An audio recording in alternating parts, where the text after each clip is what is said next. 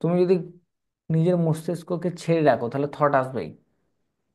Thought যাতে না আসে অন্য, তার জন্যও নিজেকে ঠিক করতে হবে। আগে কি ঠিক করতে হবে? যে আমি কি করছি তার সম্বন্ধে একটা ধারণা থাকতে হবে, স্পেসিফিক ধারণা থাকতে হবে, এবং টাইম সবসময় শর্ট হতে হবে। তবে না হলে না। আগামী 15 মিনিটস আমি কি করব? আচ্ছা, আগামী 15 মিনিটে আমি এই 5 নম্বরের কোশ্চেনটা মুখস্থ করব। কলাইন আছে? 6 লাইন। এই 6 লাইন আমার পড়া। আগামী 15 মিনিটস। আমি কারণ নই। আর আমি কোনো কথা ভাববো না, আমার কতটা সিলেবাস কমপ্লিট হয়েছে, আমার কোন বইটা শেষ হয়েছে, কোনটা হয়নি, ওসব আমি যাচ্ছি না। আগামী 15 মিনিটসে শুধুমাত্র এই 5 নম্বরের কোশ্চেনটা।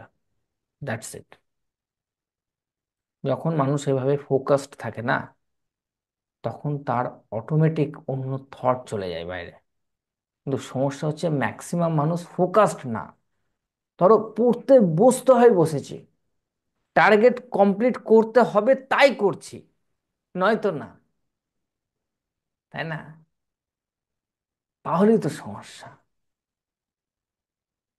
তোমাদের এরকম অনেক সিচুয়েশন তো এসছে নিশ্চয়ই, যে তুমি সারাদিন পেরিয়ে গেছে, লাস্ট মোমেন্টে এখনো তোমার 1 ঘন্টা বাকি আছে, তুমি কি করবে বুঝতে পারছো না। তুমি জেনারেলি 10টার সময় শুতে চলে যাও, কিন্তু তখন প্রায় 9:30 বেজে গেছে, তখন তোমার পড়া হয় নাই, তুমি সেই 10টার সময় বুঝলে আবার টার্গেট কমপ্লিট করতে। তোমার ঘুম ঘুম ভাব, কিন্তু তুমি যা হোক করে টাইমটা পাস করার চেষ্টা করছো 11টা অবধি, যে যাতে আমি দাগটা দিতে পারি। তো এটা তো করলে হবে না, তাই না? সেই জন্য আগে থেকে এটা করে রাখতে হবে। তুমি একদম লাস্ট মোমেন্টে গিয়ে দেয়ালে পিঠটা ঠেকিয়ে দিলে, দিয়ে তারপরে ঘুম ঘুম ভাবের সঙ্গে তুমি কমপ্লিট করার চেষ্টা করছো, কিভাবে হবে?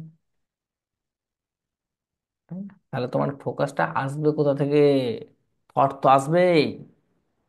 কারণ তখন তোমার কাছে আর উপায় নেই কেটে কেটে পড়ার। 1 ঘন্টা ফাঁকা রেখে দিয়েছো তুমি। তাহলে তখন তো টানাই পড়তে হবে।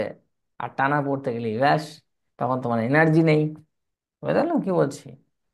তো এই জন্য এই জিনিসগুলোকে ভাবতে হবে যে আমি অল্প পড়ি, সমস্যা নেই, কিন্তু আমার মধ্যে যেন এই কনসিস্টেন্সিটা মেনটেন থাকে। ঠিক আছে? তবেই তোমার নিজের প্রতি বিশ্বাস জন্মাবে, এবং তবেই তুমি জীবনে এগোতে পারবে। ক্লিয়ার? চলো।